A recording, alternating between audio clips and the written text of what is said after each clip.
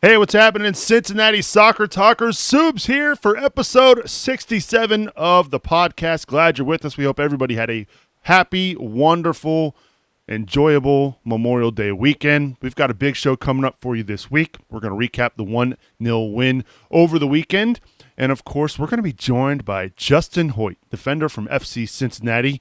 You know him. He's played not as much as we would hope to this year, but we're hoping that will be changing here very shortly. Of course, Justin making the trek over from across the pond, formerly of Arsenal as well, so I'd love to get his thoughts on everything going on with Arsenal and, of course, his time here in the Queen City. This episode of Cincinnati Soccer Talk, though, is brought to you by the Cincinnati Dutch Lines. To get your tickets today, learn more at cdlfc.com. Don't forget, they're going to be taking on FC Cincinnati's reserves a little bit later on this summer on the campus of UC. So get your tickets at cdlfc.com. Captains. That's right. We've got an episode captain this week. Wearing the armband for this episode of Cincinnati Soccer Talk is Josh Leese. Josh, thank you for your support at CincinnatiSoccerTalk.com. If you want to wear an armband for an episode of Cincinnati Soccer Talk, log on to CincinnatiSoccerTalk.com/support. Of course, we'll have the phone lines open tonight. Get in touch on the Kings Hammer Hotline, 513-399-KICK, and hit us up on the Twitter at Cincy Soccer Talk. Pleased to join in my co-host for the evening. I'll introduce first and foremost the one and only Brian Weigel. Brian, how are you? Good. Just ready to throw down. I want every Louisville City fan to watch their back, according to the Coopers, tomorrow night at Nimber Stadium. So, yeah, just ready to rock into this huge match. And I noticed over the weekend you painted up with Yosef. You guys looked fabulous. Well done. I mean, personally, I thought I just outclassed Yosef with my design. I think he could have done better. I think everybody out there needs to make sure he paints up again because he didn't go full body. You know, he just did his chest and his back. He didn't do the face, didn't do the arms. So I challenge everybody to go out there and make sure he paints up at another time because, you know, he's undefeated as well. That's true. You are now 2-0 in your painting up days. I like this trend. I do. I really do. Anyway, we'll touch on the match and what all you and Yosef did on Saturday afternoon. But we're really excited to welcome in the newest co-host of Cincinnati Soccer Talk, making his debut here on the podcast as an actual co-host. He's called in before, and you might recognize his voice if you've called into the show as well, the one and only Ken Hetker. Ken, welcome to Cincinnati Soccer Talk. Hey, thanks for having me, Subs and Brian. It's kind of nice to get off the schneid, I guess you'd say. Just kind of excited to, like Brian said, throw down. Had a great weekend. Lost my voice from the game Saturday. It was so hot and just screaming and yelling. So had a blast with a couple high school friends. And one thing I want everybody to kind of know is my high school buddies were like videotaping the Bailey, and they're sending it back to all their friends back in the suburbs, and they're just getting comments back. So, I mean, we're still an unknown, but it's a good thing. So we're growing. But excited for today's show and talking to Justin Hoyte. Yeah, absolutely. We're going to be talking with Justin here in just a few minutes to get his thoughts on the season so far, where he's at health-wise. And, of course, we know Arsenal over the weekend won an FA Cup, which means maybe they're going to have their manager for a little while longer. But we can definitely hit on that a little bit later on. But excited to have you on board, Ken. Like I said, you've been a call screener for many weeks, and we appreciate all that you do for our website. So looking forward to getting your take on FC Cincinnati. All right. Let's recap the match, shall we? It was not exactly the goal-scoring affair a lot of us thought it would be. The match ends 1-0 and on a Danny Koenig goal in the 18th minute it was a header off a great cross into the box from Tyler Pollock. Brian, I'll start with you. You were there. You had the chance to watch the game live and in person. Your thoughts on the match overall? Well, I was actually surprised how well Toronto played. Honestly, I thought that FC Cincinnati played well in the first half, dictated a ton of play. But in the second half, the Young Reds really fought back hard. And I really felt dominated and put FC Cincinnati on their back foot towards the later parts of that game. Of course, it was extremely warm on the field. I mean, you could even feel it in the stands, uncomfortable. I think we really need to do away with a lot of these midday games, go strictly to nights if we possibly can. But overall, professional win for FC Cincinnati to see through the result and get the 3 points. How about you, Ken? What did you make of the match? I think Brian hit the nail on the head. It was hot. I think at one point in time, Brad and I were sitting there. It was about the 68th minute, and he goes, "Look, man, Toronto's gassed." And they had like 4 guys leaning over, and we turned back around, and I think there was like 2 or 3 more FCC guys leaning over at the same point in time. I mean, it was hot. The only other take I got probably is I think Daryl Fordyce is still trying to find his way through this position change as we would look at it, I guess, from his natural striker position. So other than that, Pollock played a heck of a game this week. So glad for him. I don't think Fordyce gets too many games where or had too many games up in Edmonton that was 90 degrees, 100 plus degrees on the field temp. So you could totally see a little bit that it was wearing on him in the match. I really felt though that FC Cincinnati should have been more physical in this match, and I mean they lost.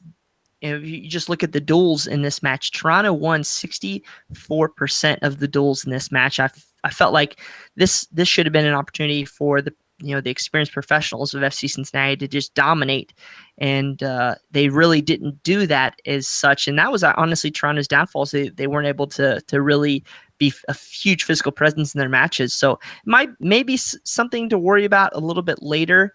But I thought once Wiedemann kind of got in there for Fordyce, I thought we were able to stem the tide a little bit going forward. But of course, what we say all the time is we had significantly more opportunities to get in front of their goalkeeper, and we just need to keep working and maybe capitalize more. Yeah, I want to touch on the 5 o'clock start time in just a minute. But first, I want to go back to something that Ken said about Tyler Pollock. His performance this weekend actually earned him Team of the Week honors at USL. So congrats, kudos to that for Tyler Pollock making the USL Team of the Week. He's a guy that I think a lot of us feel like he's been much maligned in his year and a half here at FC Cincinnati. Started off maybe not so great a year ago, really came on towards the end of the year, and then you see the additions that the team made over the year, or this offseason, I should say. And he's probably playing a position that we all thought maybe somebody like Justin Hoyte or somebody else was going to fill in and play at that spot. But you got to give Tyler a lot of credit. I mean, he has played the position. I would say he hasn't been great, but he hasn't been bad. So he's been what we've wanted him or needed him to be there at left back. Well, I mean, if you look at our, player ratings over the past couple of weeks, he was consistently in that top quarter of players for FC Cincinnati. I think he had several votes I think it was the 3rd star last week in that match. It's going to be, he's not going to go down without a fight if there's going to be some more competition with potentially Josu or our upcoming guest Hoyte. So I guess that's good for the roster. Everybody's got to press hard and earn their spot. If I can jump in here, what I think he does is he's safe. I mean, it's maybe not the best description you want to hear, but he doesn't really make the mistakes. He sits there and keeps guys in front of him as much as possible, but he doesn't get forward very often. I think the last couple of weeks, like you said, he's pushed himself forward a lot further and made himself more of the offense. He's safe when there's not somebody that's just an absolute burner like a Charleston has. They can just completely run right by him. I mean, I'm not trying to knock Pollock, but that's his weakness. He's not able. Kadeem Dakers exploited him last year. If he's able to stand up somebody, be a little bit more physical with a person, that's in his favor. But if it's a burner, I can't remember the guy's name for Charleston right now that just drove right past him several times in that first match. But just something to look out for later on this season, and potentially something to look forward to Wednesday night, because Louisville does have some speed up there. Yeah, big match coming up on Wednesday night in the Lamar Hunt U.S. Open Cup. Louisville coming to town. The winner gets to take on the Columbus Crew. But before we discuss that match, let's go back to that 5 o'clock start time. It's not the first time that the start time has kind of been questioned, especially in the hot temperatures of the summer at Nippert Stadium with the field turf, sun beaten down. 5 o'clock starts are rough. You could tell the players, I don't think they're fans of it. Why do you think the USL scheduled these 5 o'clock games, especially knowing the conditions? Is it the USL or does FCC dictate the time? Was there a Reds game? I can't remember if there was a Reds home game. Well, there's the Taste of Cincinnati this weekend, which is a great time. Saw a ton of Orange and Blue people down there. But I do agree that that time slot's just difficult for people. And the one thing, I mean, hell, I'm a ginger boy. I was painted up in blue. I had like copious amounts of sunscreen going on. Three-quarters to half the stadium's in the sun, so it's not really fun for a spectator to watch as well. Again, I agree with Ken. I don't know if it's a USL or FC Cincinnati thing, but something needs to be looked forward to or look at going forward. This might not be so much of an issue when they do eventually get that soccer-specific stadium, which I'm sure we'll talk about tonight as well here on this show. With the natural grass surface, but with the sun beating down like that, I'm sure it wasn't pleasurable in the stands. And when we even saw last year, I mean, Louisville, the players were complaining about their feet burning, and then again, they like to complain about everything else. So they complain about everything. The one thing that I do actually spoke to somebody at UC about today is that there is one spot on the field that I guess gets a reflection off the press box. I think it's the press box or something. And it's kind of like messed with part of the turf a little bit. So, I don't know if there's a little truth to that cleaning rumor, but that it isn't the easiest thing. That is not the easiest surface to play on in sunlight. I mean, you can definitely just from the burning smell sometimes. Yeah. And as weird as it sounds, watching the game on YouTube, it just looks hot. I mean, it looks unbearably hot with the sun beating down like that. But FC Cincinnati and the staff and players, they can use that to their advantage because maybe a team from up north, like in Canada, coming down, maybe not used to the sweltering heat at Nippert Stadium. So use it to their advantage, right, Ken? Yeah, maybe a team from Louisville can't take it. So yeah, I mean, hey, I don't want to complain about it because that's just fueling the fire with them. So it's our home field. I'll take it. Yep, I agree. They get the points, which is, we were kind of talking about this off the air, guys. It might not have been the best performance, but a month ago that was probably a game FC Cincinnati loses or ties. But the fact that they're getting shots on goal, they're putting the ball in the net. How about the play of Danny Koenig? If you think about it, too, he literally had just come back on the field after getting a big gash on just over his eye and is able to put that ball in the net, is in the right spot at the right time, puts it in. That's the game winner. The guy, I mean, where would we be without Danny Koenig? We talked about the – Oh, sorry. I say he loves the 18th minute. That's for sure. Both of his goals, or two of his three goals so far, have happened in the 18th minute of an FC Cincinnati match. So I'll tell you what, man. He hustles. He works out there. He gives the defense something to worry about at all times. Could he still maybe work a little bit better with a Corbin Bone, who I think GB maybe works a little bit better with, and that could help grow our offense in the future. But I think through 3 games, man, 3 goals, 3 games, that's incredible. At this point, are we saying GB who, Ken? No, I'm just kidding. I was going to say, I was going to ask Brian, don't you think Danny does a little better facing the defense instead of GB? I mean, he likes to go at him, and I say go at him. I'm not talking like dribble straight on at him, but he likes to turn and face, I think, a little bit more than GB does. So I think he gives a little different look than GB at the same point in time. I kind of like him. I wouldn't say that he's a starter over GB yet, but I think we were discussing this off air that it's going to be something for Coach Koch to think about, getting both those guys on the field at the same time. Well, that leads us to, while we wait for Justin Hoyte to give us a ring in, I guess we could talk about that a little bit. What do you do when GB comes back? Because after this weekend, I believe the Rochester match, that will be the final game of GB's suspension. He'll be eligible to play in just over a little over a week now. We know he'll play, obviously, against Louisville in the Open Cup, but if you can get Koenig and GB on the field at the same time, do you deploy a 4-4-2? Do you do a 3-5-2? I mean, what would you like to see? What would be the ideal formation be for you, Bri, if you're going to have Koenig and GB on the field at the same time? I was really hoping you're going to ask Ken this question first. You want me to take it first? You know, you go ahead. I think we're kind of actually in the same boat here. I'll let you go first. Well, I said a 4-4-2, but I wouldn't be unhappy with a 4-4-1-1 where Koning's sort of playing high behind GB, but a 4-4-2 would be what I would like to see. The like we talked, we were questioning who would come off. I mean, do you take off Quinn and bring in Walker? Do you know who comes off on the front line? Is it Dakers? You know, if Josu comes in and things of that nature. So my preferred lineup would be a 4-4-2 though, with the double D's up top. We're going to go with that one, huh? Double D's. Double All right. Ds. So, okay, if you go 4-4-2, Ken, is it more of a diamond shape in the midfield, or do you go with a flat 4-4-2 in the midfield? I think you got to go with diamond. I put Walker in the back. I think that CDM has to be a strong defender, and I just like the way Walker. I don't think Walker wants to play that position so much, but he is so good at intercepting. He's the best interceptor we have as far as passes, and I think he can distribute enough. We lose a little bit something from him compared to Quinn going offensively, but I would. That's how I would do it. I do it a diamond with Walker in the back.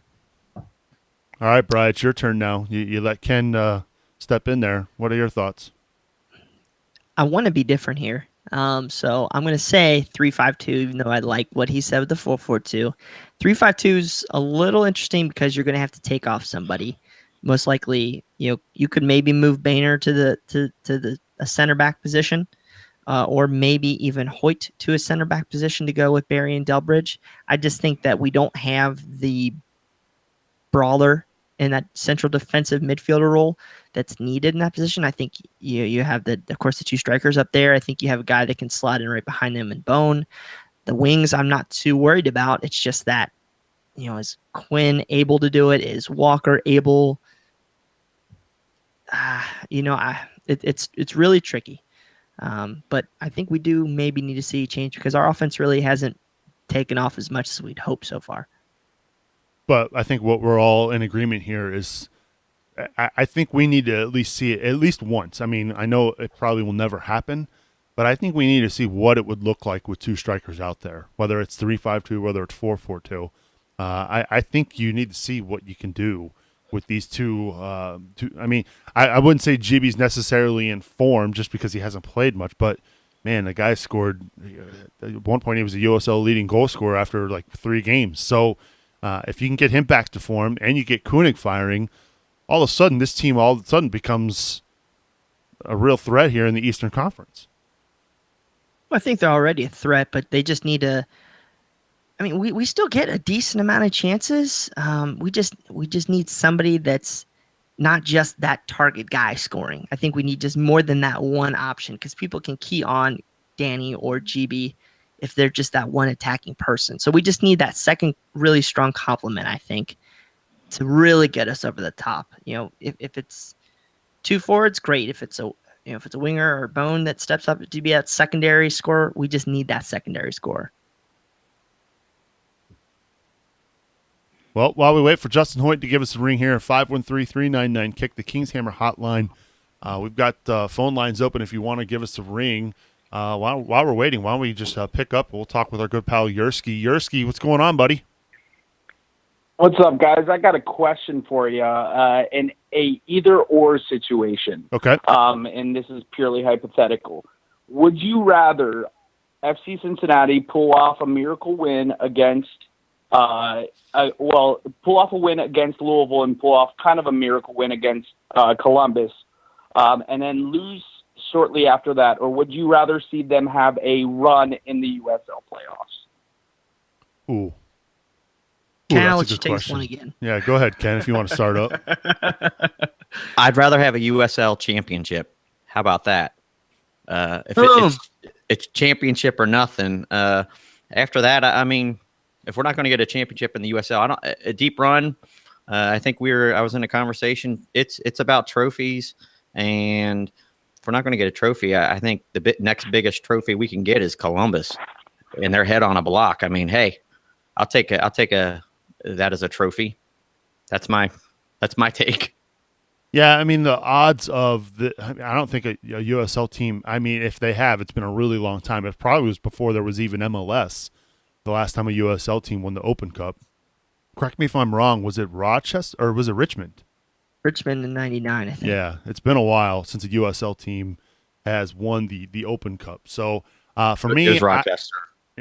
I Was would it rather Rochester? them take a deeper run in the USL playoffs than getting a win over the Crew. Does that answer your question, Yursky? Absolutely. Thanks, guys. All right, buddy. Thanks for calling. Appreciate it. Absolutely. Have a great night. That's Yursky giving us a ring on the Kings Hammer Hotline. We'll be opening up the phone lines a little bit later on in the show, 513-399-KICK. Let's welcome in the man of the hour, joining us on the Kings Hammer Hotline now, defender from FC Cincinnati, the one and only Justin Hoyte. Justin, welcome to Cincinnati Soccer Talk. Hi, you're right. Yeah, we're good. How about you, man? How's your summer going? No, really good, thanks. Really good. Enjoying Cincinnati, obviously.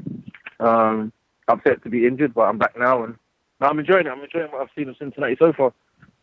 And you mentioned you're injured. What's the status? I mean, are you full go at practice? Are you able to be selected for games now? I mean, that's got to be good news, right? No, yeah, I'm back now. I mean, I was in the 18 for the game on Saturday, so now I'm ready to go, and I'm 100% now, and just waiting for my chance, really. So yeah, I'm ready to go. Now, Justin, this is Brian here. I was the guy all in blue chanting your name as you were walking into the dressing room this weekend, so I apologize if I embarrassed you or anything. No, But that's fine, no, that's it's fine. great to see your interactions with the fans, and I saw you talking to some kids behind the bench and everything. That was pretty cool to see. But can you give us a little bit of background on how you first heard about FC Cincinnati and how you ended up as a member of the club? I heard about FC Cincinnati when they first started up last season, really. When my time in England wasn't going according to plan, and I was still playing for my team where I used to live, Dagenham and Redbridge. But I felt like it was a change in scenery and a change in, the way I wanted to play football and a different challenge, really. So an opportunity to come at FC Cincinnati. I've been on trial across Europe, and for me, America was one place I always wanted to come. So the opportunity arose to come to FC Cincinnati, and I grabbed it. I took the chance. I come up here on trial.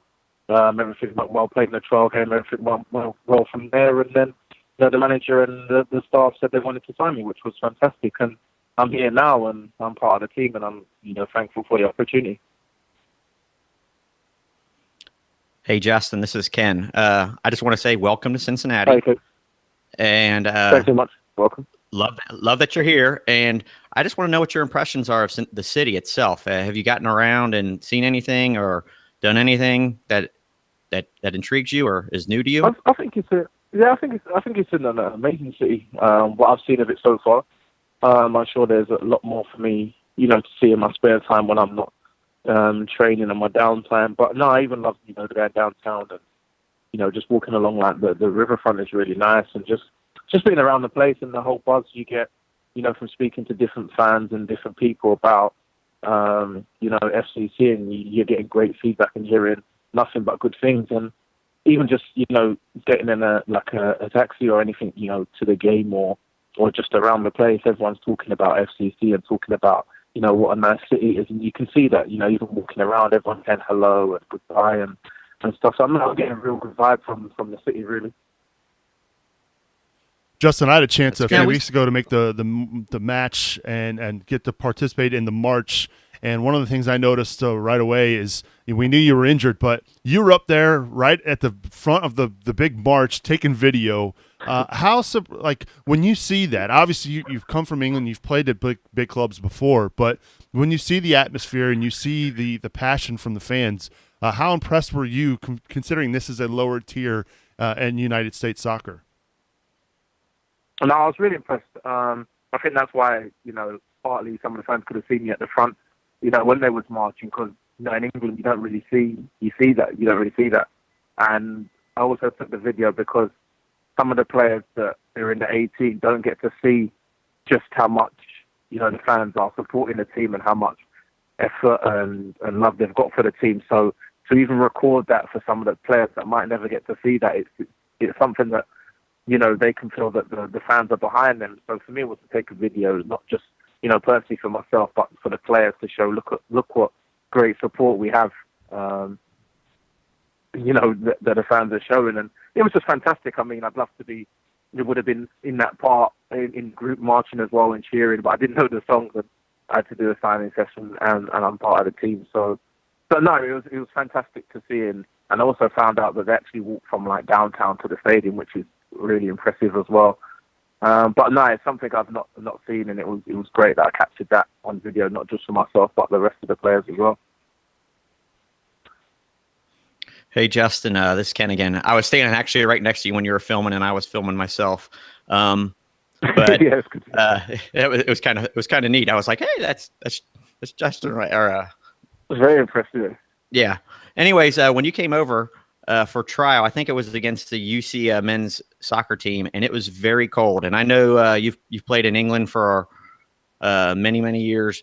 How did that like rate or compare? Was it very shocking to play in that kind of weather, or is that just normal England weather to you? It's sort of like normal English weather. What was different is that a lot of the games are evening time, so the game was in the evening, whereas normally would play like at 3 o'clock on a weekend, but obviously sometimes midweek we play at 7 o'clock. But here, I think it was a little bit colder that night. I had to wear gloves because my hands were freezing. But no, I was used to the cold in England, so that kind of helped me get me through the game, because then it was nothing new that I've played in cold conditions before.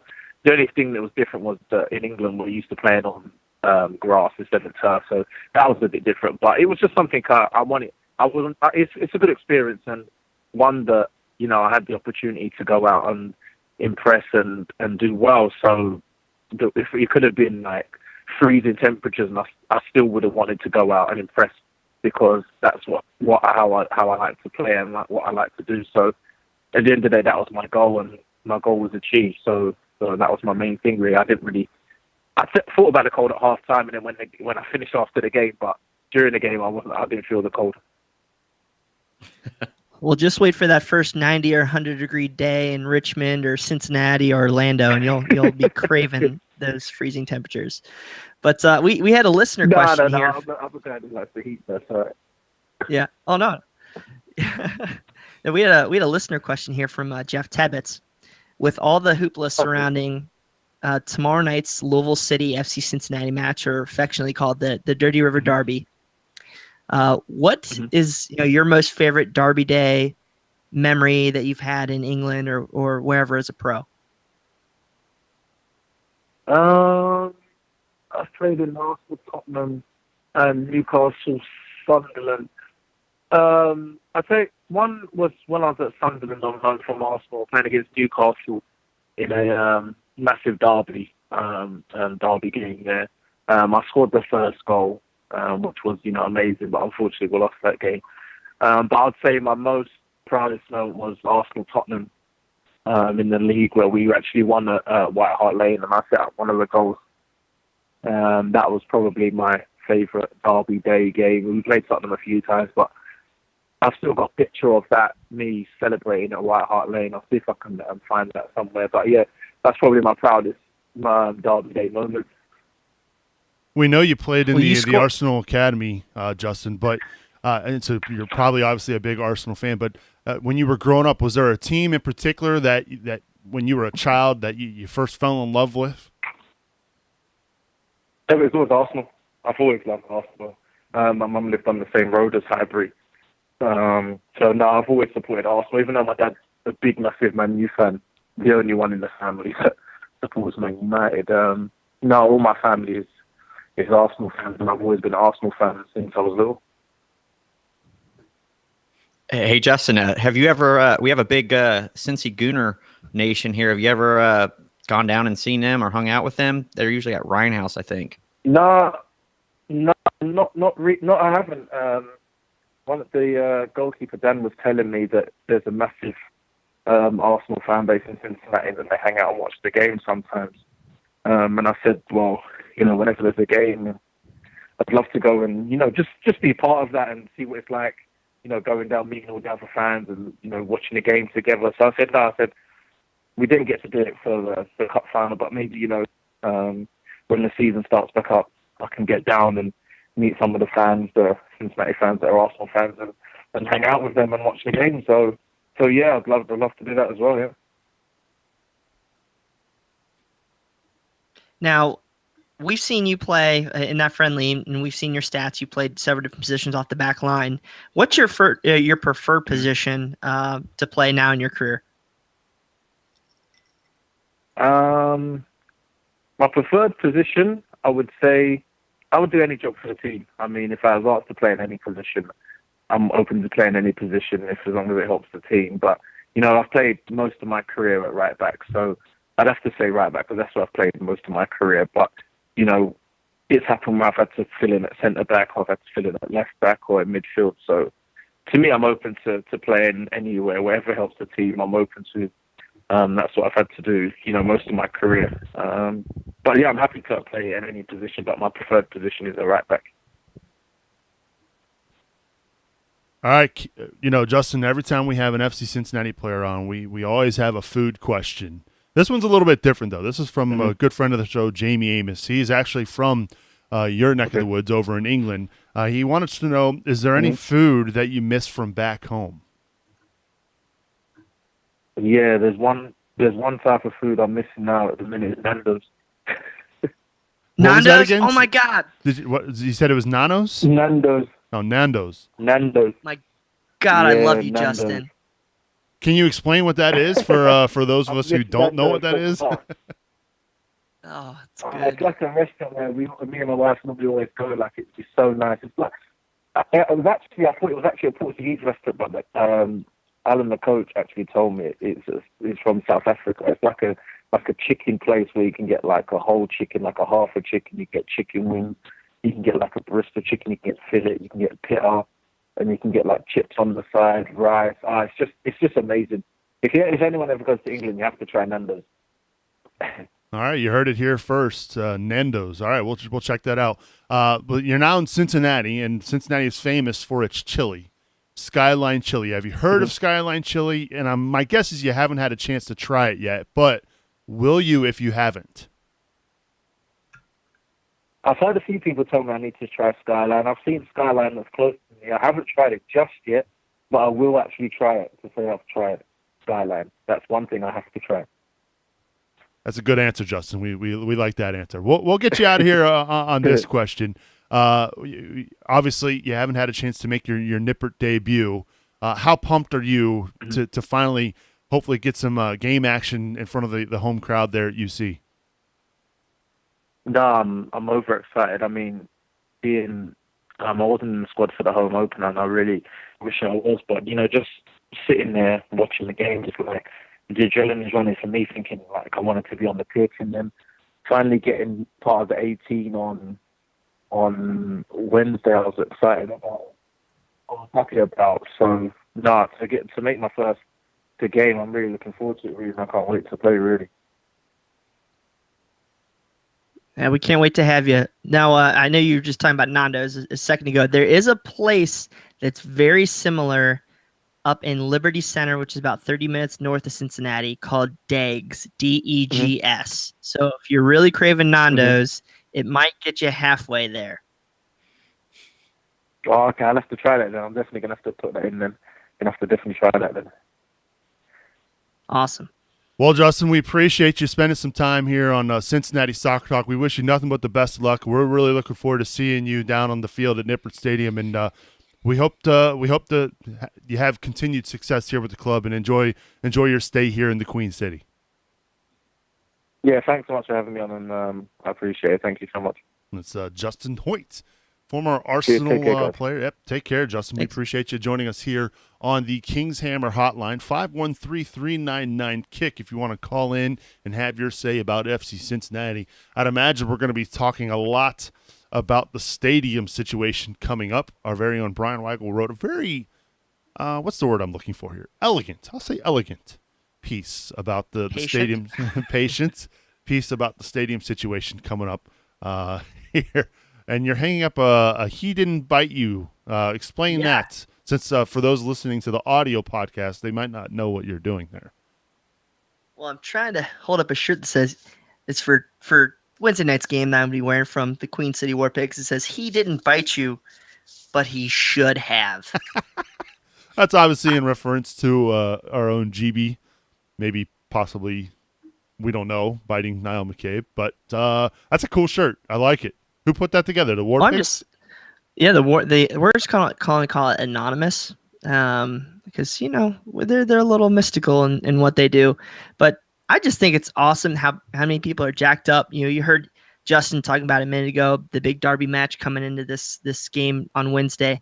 I mean, I'm just rocking and ready for it. There's gonna be a lot of heat out there from the fan base, that's for sure. And if you want to get ready for Wednesday night's match against Louisville City FC, make sure you check out March to Match Day. Brian and Brad put a nice episode together this week. Get subscribed to the podcast so you don't miss a single March to Match Day previewing Louisville City FC. As I mentioned, we've got phone lines open. Our own Joseph Sagai, Mr. Paint Up himself, is screening calls tonight. He's waiting to take your calls, 513-399-KICK.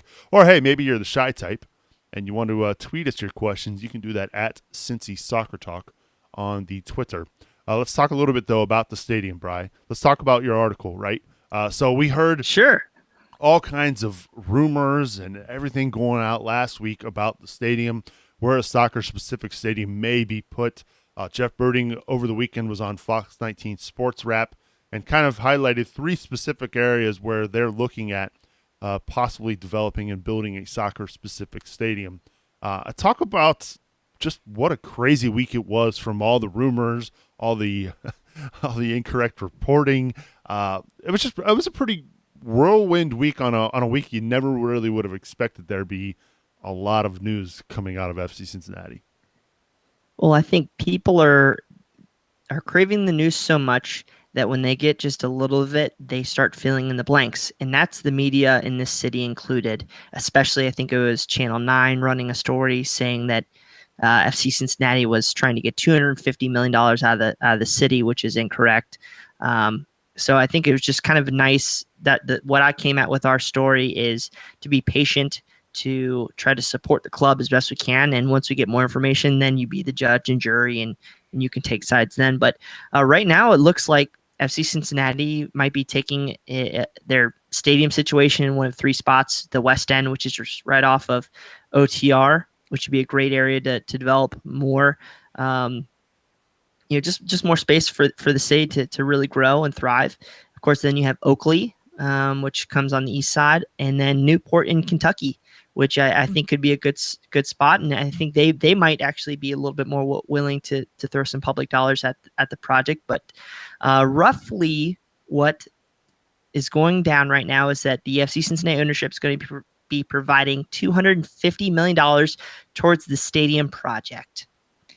Whether that's, the $150 million towards the expansion fee and then $100 million towards the overall stadium project. I'm not saying the exact stadium because there's infrastructure.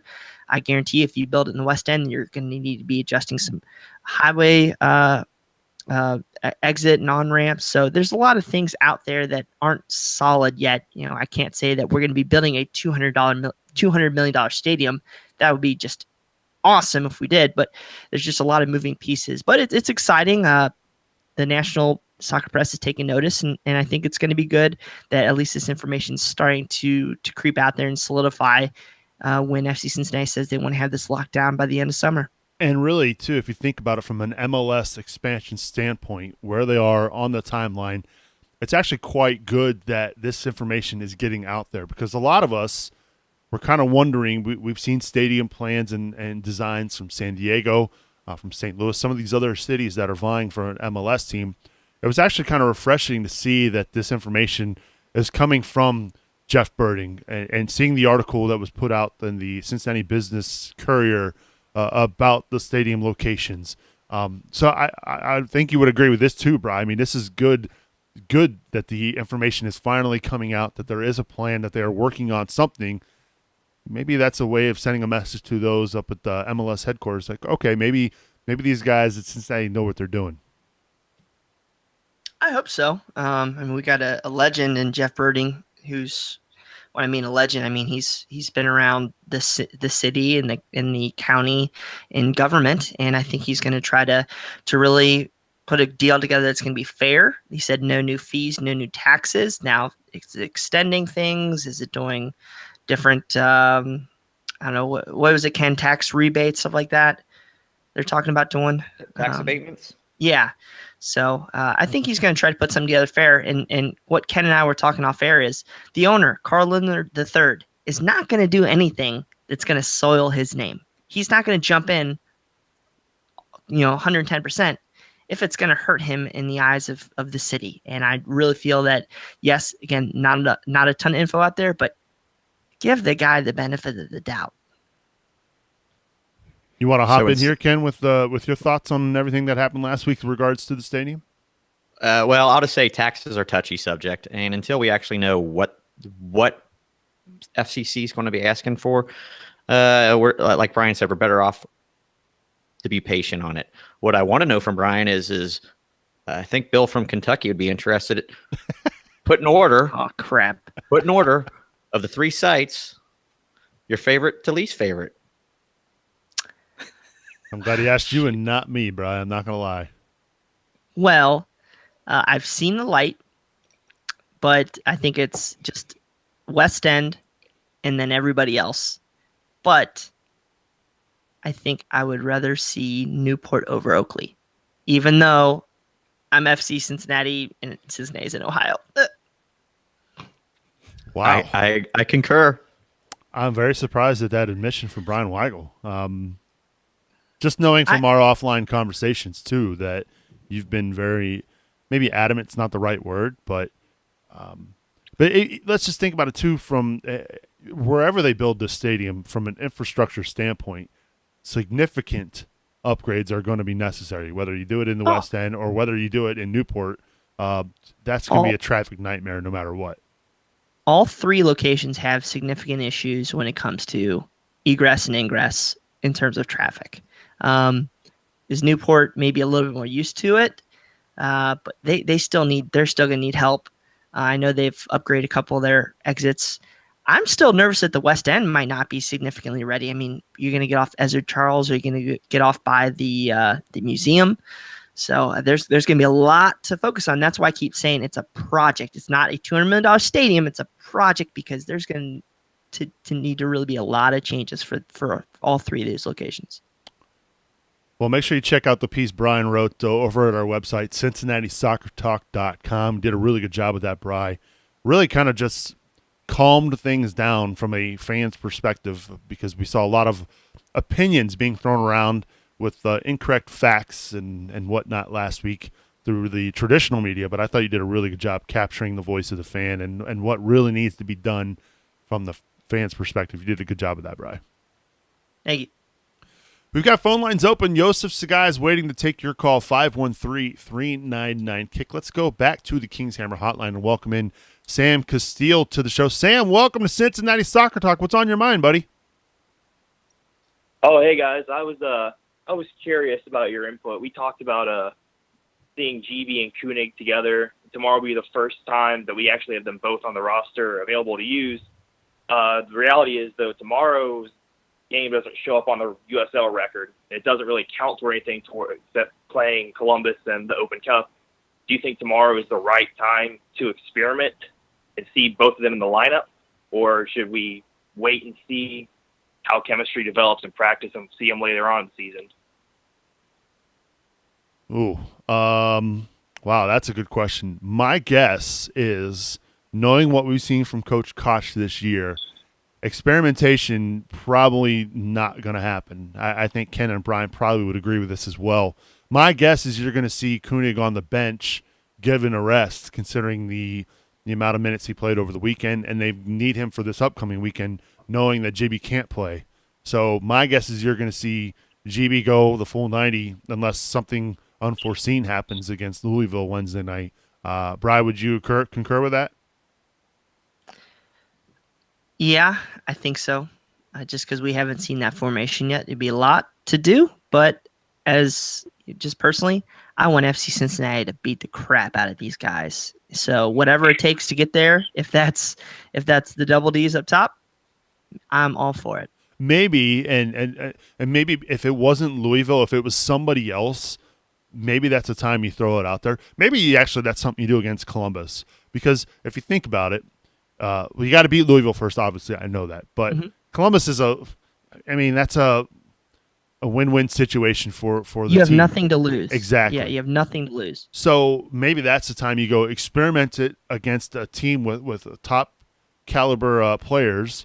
But I'm with Brian. I don't see any experimentation, but I do want to see them at some point this summer play with two forwards. And I'm assuming, Sam, you want to see that as well. Oh, yeah, definitely. I think we have at least maybe four for another 4-goal game. So if you go with the two strikers, who do you pull off? Oh, man. See, I like putting you on the spot here, Sam. If I had to pull anyone off, probably Quinn. So you're okay. So who would play the obviously when Kenny Walker is back healthy, he'd be your central defensive midfielder. Right. Yeah. Right. I mean, I think we're all kind of in agreement there. Sam, appreciate the call, man. Don't be a stranger. All right. Thanks, man. That's Sam giving us a ring here on the Kings Hammer Hotline. We've got lines open. 513-399-KICK. Have your say, FC Cincinnati fans. I didn't want to crush you there, but I want to see Quinn on the field tomorrow night. What about you, Ken? I do want to see Quinn on the field. I want to see Dakers on the field, but I also want to see the double D's on the field. I'll be the counterweight on that. I say we bring full bore at them, pull Danny off after like 60 minutes, and we put up 2 or 3 goals at that point. We definitely need the Louisville contingent on the field, though, I think.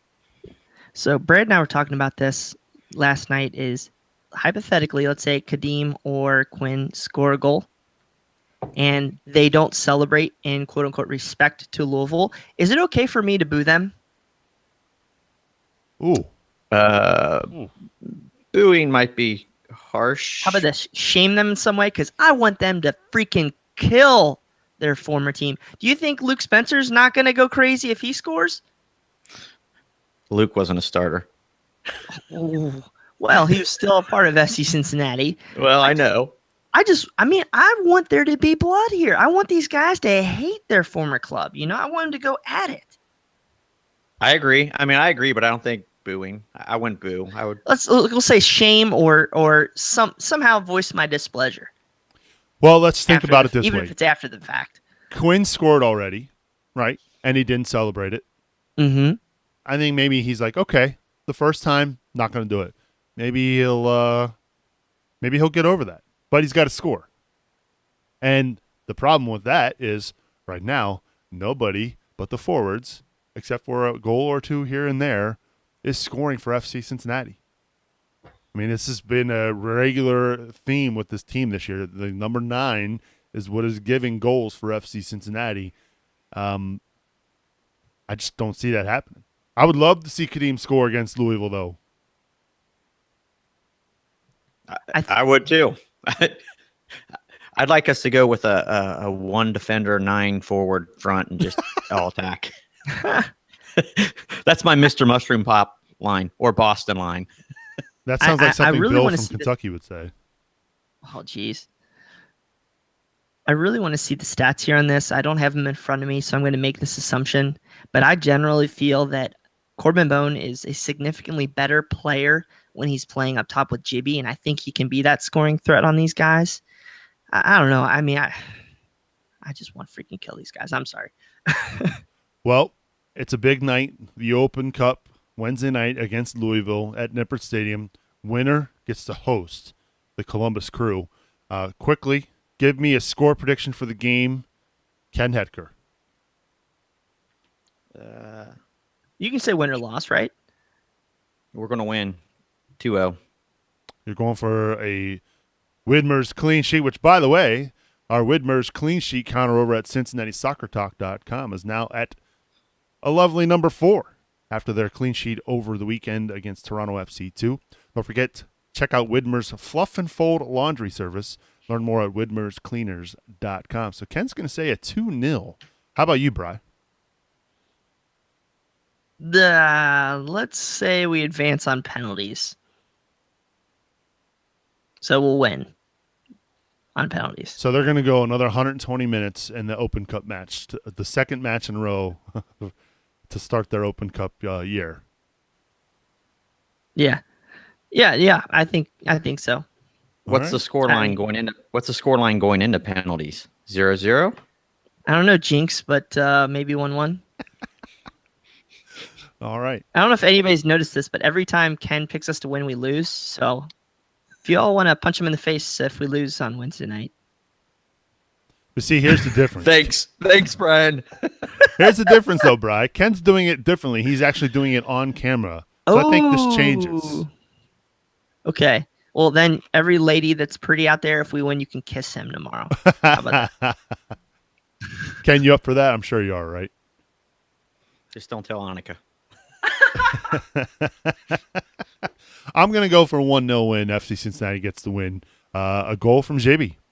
He's going to, if anybody's going to be pissed, it's going to be him. I think he might actually go for even more, knowing that they're the reason why he's been sitting so much. So I'd like to see him get fired up. It'd be nice to get another hat trick for JB this year. So that's what we think. We want to know what you think. Hit us up on Twitter. Cincy Soccer Talk is the Twitter handle. You can also email us feedback@CincinnatiSoccerTalk.com. So that's Wednesday night. But guess what? FC Cincinnati also plays this upcoming weekend against the Rochester Rhinos. Give us a little preview, Bri. I know you're going to do March to the Match Day for that. Who are you going to be joined by? Brendan Doherty from the Bent Musket and SB Nation blog for the New England Revolution. He covers Rochester. He's basically the Rochester Rhinos beat writer extraordinaire. So we're excited to have him on. It's going to be a pretty cool show. There is a little connection with Cincinnati. His former Xavier product, Jalen Brown, is playing for them this season. So it'd be interesting to see if he gets on the field versus FC Cincinnati. Rochester coming into the match this weekend, they had 3 wins and 3 draws and only 1 loss, playing pretty well this year. But that only gets them at 9th place in the Eastern Conference, largely, in fact, because they haven't played so many games. Right. I mean, I don't know how they lucked out. Obviously, they had a cancellation, I believe, with the St. Louis flooding. And then for whatever reason, they just haven't been able to get games in. But they're currently 9th place, but again, with just the 1 loss this year. They just coming off a win over Tampa Bay, 1-0. So this is a team that is pretty solid. So they're obviously FC Cincinnati hitting the road. They ended their homestand over the weekend. Now they're going to hit the road again, go up to Rochester for that. So make sure you check out March to Match Day. Brendan, you can also hear him on the USL show. He's a regular contributor over there. So it'll be a good show. I'm looking forward to that. If you want to catch March to Match Day, there's only one way to find it. Get subscribed to Cincinnati Soccer Talk. Find us on iTunes, Google Play, wherever podcasts can be found. You can find Cincinnati Soccer Talk. All right, it's time for Growler Cup. This is where we predict the USL outcomes for FC Cincinnati.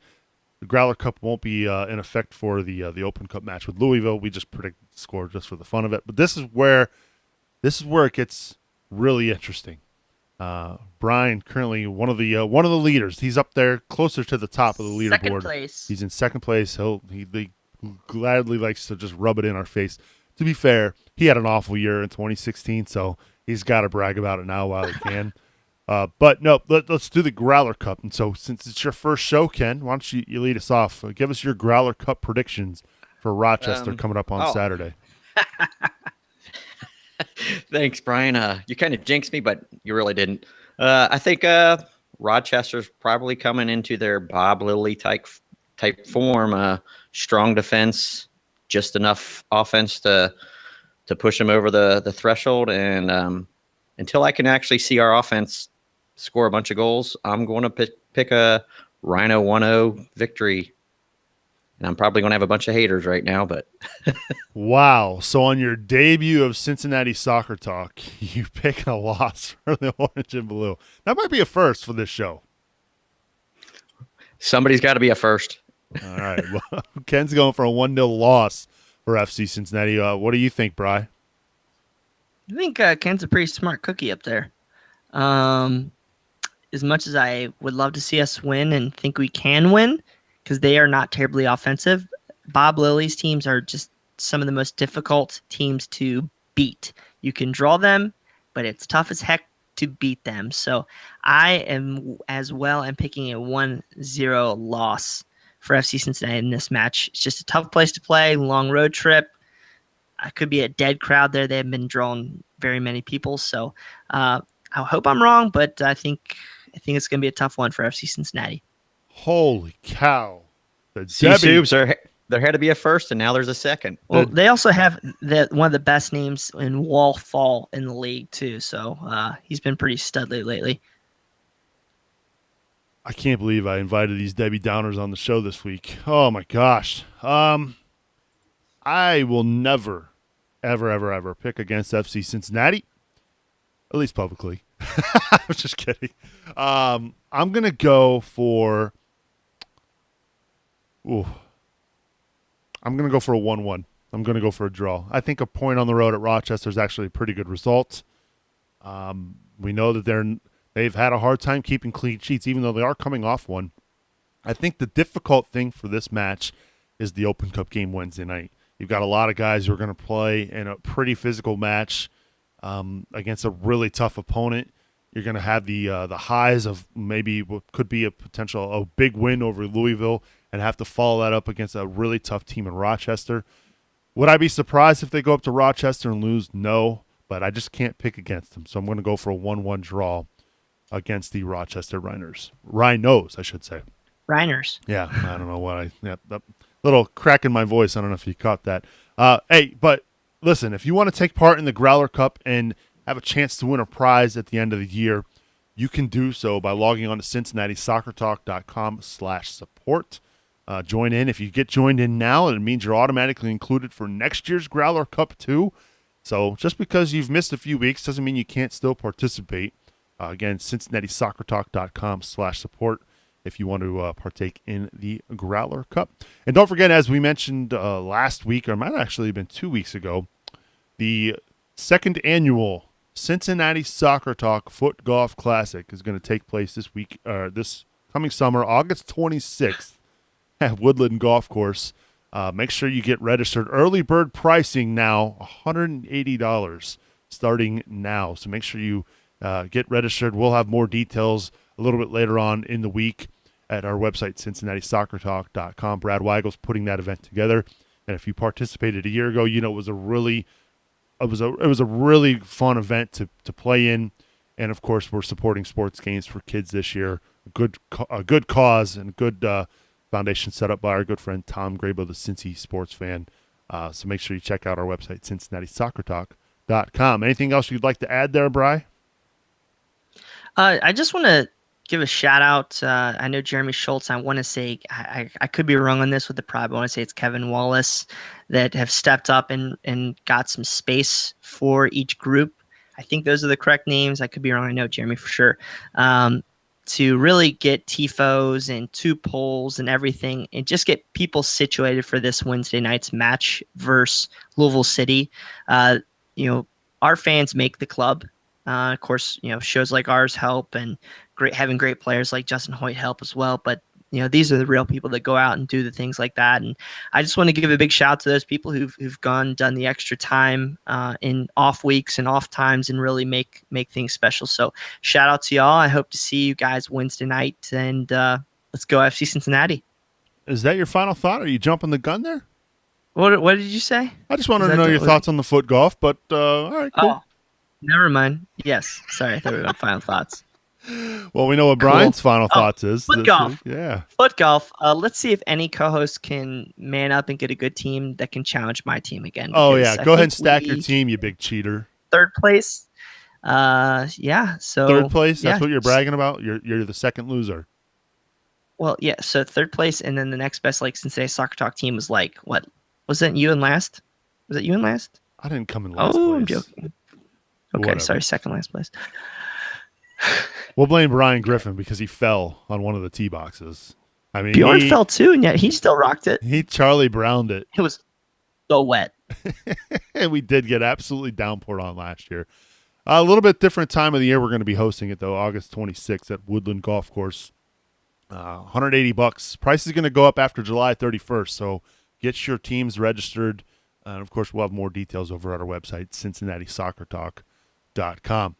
All right, Ken, you made your debut here on the podcast. You got any final thoughts for us? Sure, I got 3. Just want to thank everybody for the Paint Up fundraiser. It was nice to see Brian and Yosef get painted up. I think we raised about $750. I think it was almost 800. Yeah. 800? Awesome. Yep. So that was great.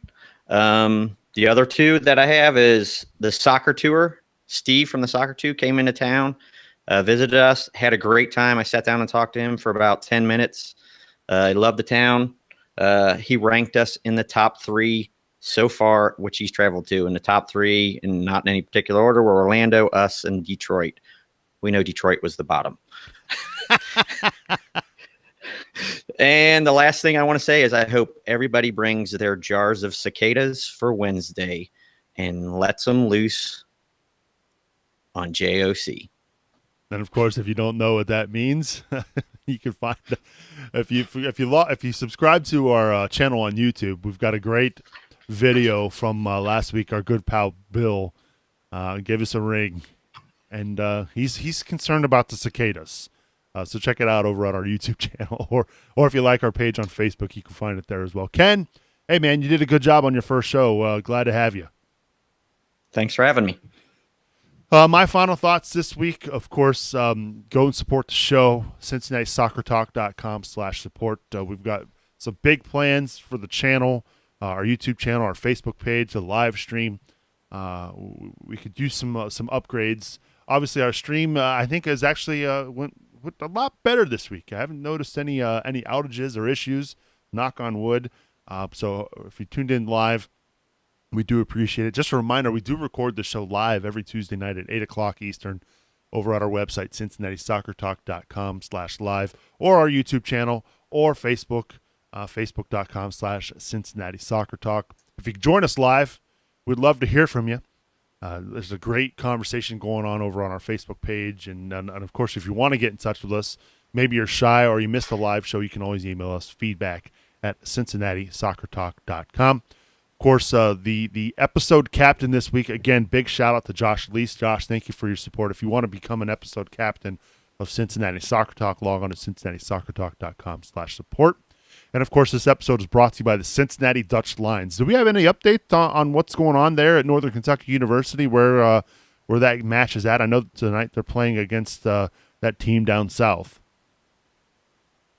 Hold on, I'm getting there. All right. Hopefully we'll get an update before we wrap up. Full-time, no, Louisville 1. Derby City 2, FC Cincinnati, or Dutch Lions 1. But, Dutch Lions are actually really freaking good. I think they're just still putting it together. So they lose tonight 2-1 against was it the Derby City? What was the name of their Derby City? Oh, man. Derby City something. Derby City Rovers. That's it. Yeah, enough about that. We don't want to talk about that town anymore. Again, we do record the show live every Tuesday night. We hope you'll join us. To learn more about the Cincinnati Dutch Lions, of course, log on to cdlfc.com. Get your tickets. Hey, they're going to take on FC Cincinnati's reserves a little bit later on this summer. And, of course, they're going to have a meet and greet at the House of Orange and Blue on June 8th. You won't want to miss that as well. More information over at cdlfc.com. Mike, thanks to Justin Hoyte from FC Cincinnati for joining us this week. So for Brian Weigel, Ken Hector, I'm Subes, reminding you to watch your tackles. We'll catch up with you next.